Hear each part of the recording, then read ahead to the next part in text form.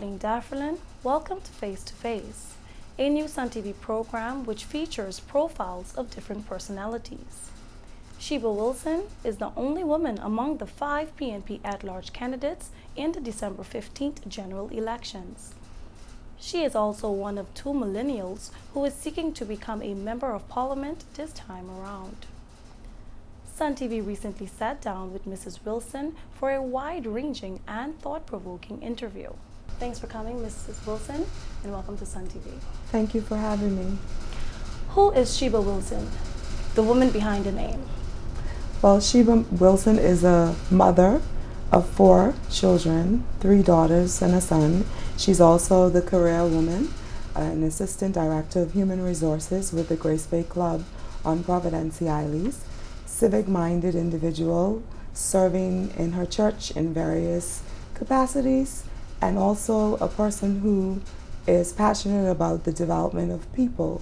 I'm a friend to many, and I'm a woman of integrity and a woman of service. My life has always been about the service of others, assisting where needed, where I see opportunities to offer my skills, offer my services, and offer my time. And that is who Sheba Wilson is. And what are the forces that drive you? My strong faith in God is one of the major forces that drives me. Also, my passion for people. For me, the most gratifying thing is to be able to pour into someone and then see that individual fulfill their purpose. What sets you apart from all of the other at-large candidates? Well, for starters, I am the only female millennial running as an all-island candidate. There's another millennial, but he's male, and he's also younger than I am. But my life experiences in comparison to him would put me at a greater advantage in terms of reaching a larger margin of millennials. Also, I have had the opportunity to work in the employment sector for a very long time, and we all know that employment is one of the major issues facing millennials today.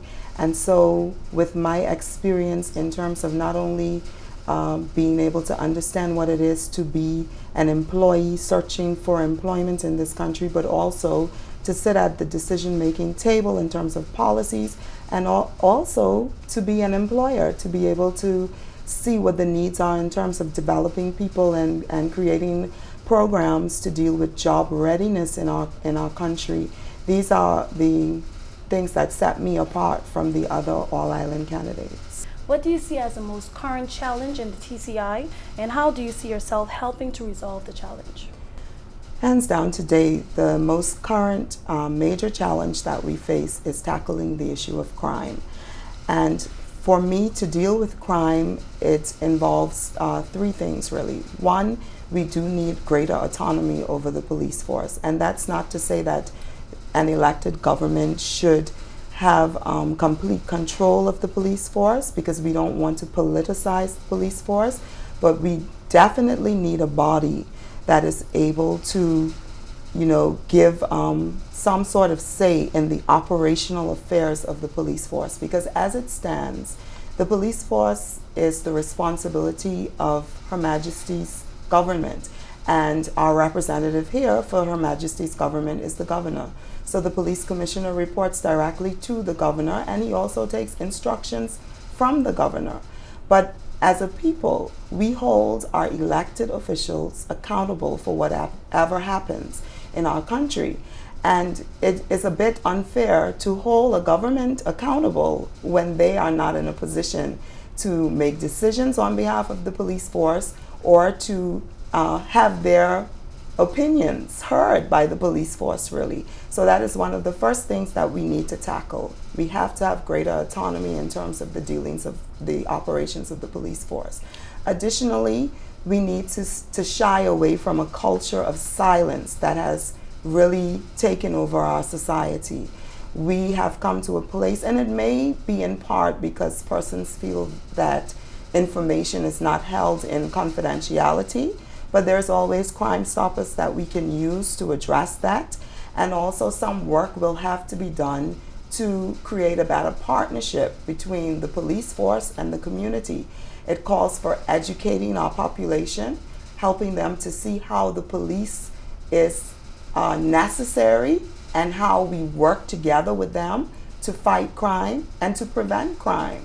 And then the third thing is we need to modernize some of our systems and our processes in terms of integration of information with the various government agencies like road traffic and also immigration, to ensure that we have information available to the police force in a timely manner so that when crime is committed, they're able to respond swiftly and bring the perpetrators to justice. Also, in terms of modernization of our police force, we need to introduce biometrics. Right now, there's no database of fingerprints. So when there's a crime committed, there are prints lifted, but there's no way for the police to be able to have a match because there's not a proper database available. We should know every person who is in our country, and the only way to do that is to introduce biometrics. Describe a scenario where you were able to work under pressure. Well, last year, 2014 actually, my husband was diagnosed with prostate cancer, stage 4 prostate cancer. And it was a rather difficult time for me because I had to balance work, civic responsibility, as well as dealing with a husband who was battling a terminal illness. And you know, that was a defining moment for me as an individual, because I learned that I have strength that I didn't know exist. And a lot of that had to do with my faith. It also had to do with my tenacity, and it also had to do with my ability to look at every challenge and see how I'm able to learn something from it. And so out of that situation, I came to the realization that there isn't anything that's insurmountable in my life. No matter what the circumstance or challenge may be, I know that with Christ, all things are possible and I'm able to overcome them. What do you see as the greatest asset of our island, and how would you work to develop it if you are elected? Definitely the greatest asset in our country is our people. Our people are resilient human beings. They are a proud people. They are an industrious people. And for me, if successful, you know, my focus is going to be to develop our people, because what I see happening around us is that there are many instances where, in particular, our young men, they need an opportunity for a second chance in our society. And a lot of times they find themselves on the wrong side of the law and then find it difficult to re-enter society because our penal system does not address the need to rehabilitate inmates. And so when they would leave prison, they go into society, they're unable to find employment, and they end up going right back into a life of crime. So one of my main areas of focus for those individuals will be a program that is geared towards, one, dealing with rehabilitation in terms of the prison system, but also upon leaving prison, a program that will assist these persons with job readiness programs or apprenticeship programs, so that they are able to then develop careers and become productive members of society instead of leading a life that makes them into career criminals. We want to shy away from that and to really focus on developing the whole man so that they're able to make a meaningful contribution to our society and live a productive life. Describe a circumstance where you demonstrated leadership abilities.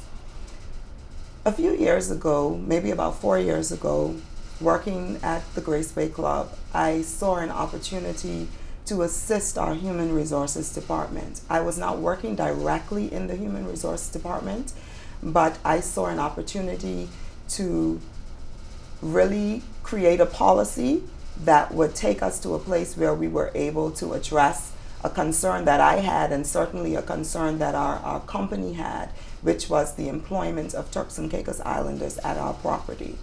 And so one of the policies that I initiated was that we would not accept applications from persons unless they were Turks and Caicos Islanders. So when there was an open position posted, the first question that was asked when a person came in to apply, what is your immigration status? And so if they were not a Turks and Caicos Islander, we had to turn down their application. What that did was open my employer's eyes to the fact that, hey, there are Turks and Caicos Islanders available, and we can now hire more Turks and Caicos Islanders because more of them are applying, simply because we weeded out a number of applications from persons who were not Turks and Caicos Islanders. And it was because I was bold enough to go and make that suggestion and to formulate a policy that my employer saw the leadership ability in me. And pretty soon after that, I was promoted in the Human Resources Department. And today I sit as the Assistant Director of Human Resources. In what way can you identify with the average voter in the Turks and Caicos Islands? Well, there is something about Sheba Wilson that resonates with every voter, whether it be the fact that I am a young career woman, whether it be the fact that I am a single mother, whether it be the fact that I am a widow, whether it be the fact that I myself came from very humble beginnings, growing up in a single parent home, defying the odds, being able to build a career for myself and really beat the status quo and let people know that, hey, it doesn't matter where you come from. If you are goal oriented and you set goals for yourself and you work towards them and you stay the course, you're able to accomplish those goals no matter where you come from in life. And so these are things about me that are the same for other Turks and Caicos Islanders. And my life is a testimony to them that if I can accomplish success in my personal life, so too can you. But it's in the sharing of your success and the sharing of your testimony that other persons are able to see that there's hope, there's light at the end of the tunnel. And I've lived my life in this community by pouring back into our young people, being a children's ministry leader, working in youth ministries, and the same things I'm sharing here with you today are things that I share with them. And then I'm able to see them years later and be happy and proud to know that because of what I've poured into them, they are now productive members of society. How would you address what is perceived to be the lack of opportunities for the youth of the Turks and Caicos Islands? Well, you know, one of the first things that we need to do is we need to educate our young people about what is available to them.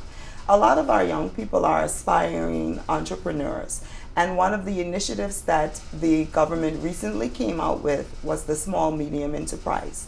And what that does for young persons in this country is it gives them an opportunity to have the guidance of the Center for Entrepreneurial Development in assisting them with their business plans and in assisting them with the financial aspects of business and business development. A lot of our voters that I come into contact with, when I communicate with them, they say to me, you know, I have business ideas, but I don't know how to go about, you know, getting this off the ground. And so I take that opportunity to share with them what is available. What are the resources that are currently available to you? Additionally, we need to now expand upon that particular enterprise, because $10,000, while it is a grant and it's not a loan and you don't have to pay it back, what we're finding is that a lot of persons are saying that it's not enough capital to assist them in getting those businesses off the ground. So that is an area where we need to now pay some attention to in terms of maybe lessening the number of grants you give, but increasing the amount that you give so that the program could be more effective.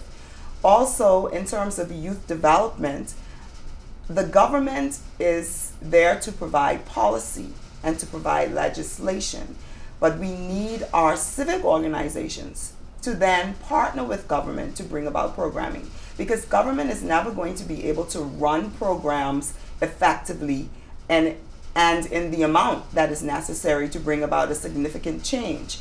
One of the things that our young people continue to say is that there's nothing to do, which may not necessarily be the case, but maybe their areas of interest have not been focused on. Sports is an area where our young people they're highly enthusiastic about sports. And so that area needs to be focused on. We need to have programming in terms of track meets so that annually you have several meets through the year, and then athletes are not left to wait until there's an international or regional competition to start training right before. These are things that will definitely have to be ran by the private sector, by civic organizations, by nonprofit organizations, and not necessarily by government. But government puts everything in place to ensure that those are successful, and also through subsidies assist them in terms of the financing of those types of programs. So these are some of the initiatives that I would like to be instrumental in developing in our country. What does a vote for Sheba Wilson mean? A vote for Sheba Wilson means that you will see a transformation of our employment services department. This means that we will modernize our systems and our processes in that department. It means that we will beef up the enforcement of our understudy programs, and it also means that we will, once we sign off on the business staffing plans for businesses with employees, with 50 or more employees on work permits, that we will hold employers accountable to what they sign on to. One of the requirements for the business staffing plan is that when you say you need a work permit, there is an understudy attached to that work permit. In the past, what we've seen happen is that employers get away with the continued renewal of work permits simply because there is the lack of enforcement. So one of the areas that we have to address is the hiring of more inspectors in the Employment Services Department to ensure that throughout the year we have random audits. So the training plans that are submitted, we are able to then go into the places of employment and see how far along they are in terms of the training of the belonger understudies. Additionally, it also means that we're going to have a robust training and development plan for Turks and Caicos Islanders.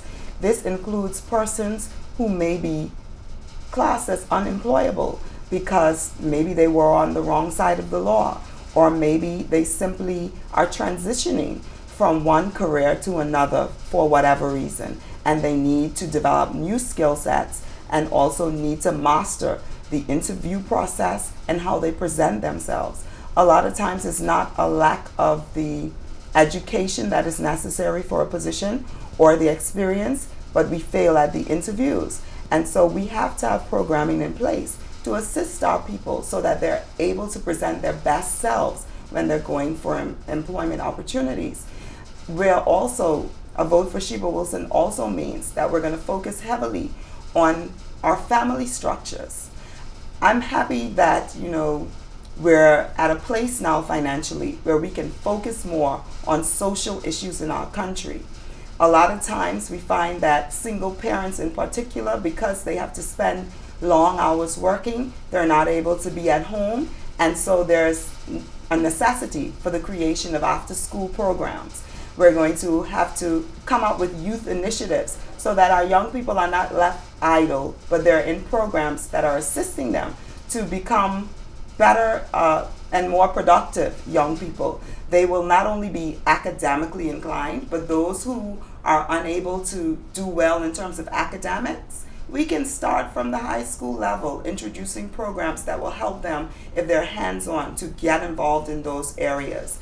And I'm happy to be a part of a team that has like-minded individuals who are focused on the same things, people-centered development, making sure that South Caicos, say for instance, taking off in the tourism industry.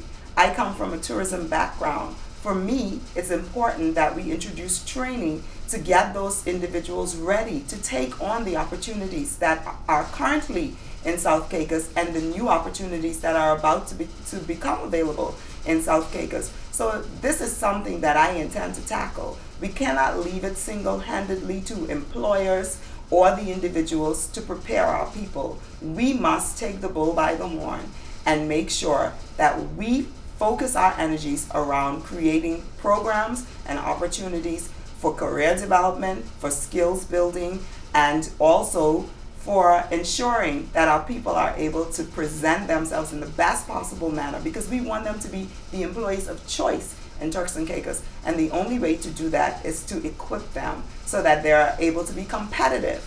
And the employer will have no doubt in their minds that when they're choosing a candidate, the best candidate to choose is a Turks and Caicos Islander. What is your vision for the Turks and Caicos Islands?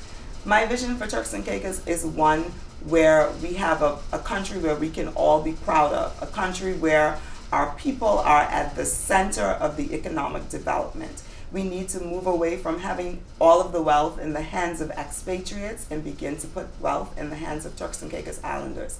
We do that through education. We also do that through creating opportunities for business. You know, entrepreneurship is very, very important, because it means that we're no longer going to be just employees in our country, but we become the employers. And so when the wealth of our nation is in our hands, then we have a greater say in how our country is run, how it is developed, and how we're all able to benefit from it.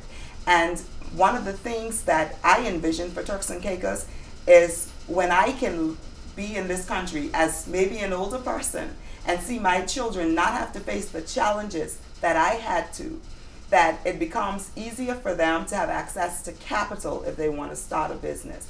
It becomes easier for them to be able to be given opportunities in terms of middle management positions, in terms of executive level management positions, not because they are Turks and Caicos Islanders, but because successive governments have invested in educating them and creating the climate where we have employers understand that our people must be a part of the development that takes place in our country. And we can only do that when we prepare our people and when we, as politicians and policymakers, ensure that legislation is enforced, because it's never really a lack of legislation. We have a great tool in the new immigration ordinance, but we now need to put it to work.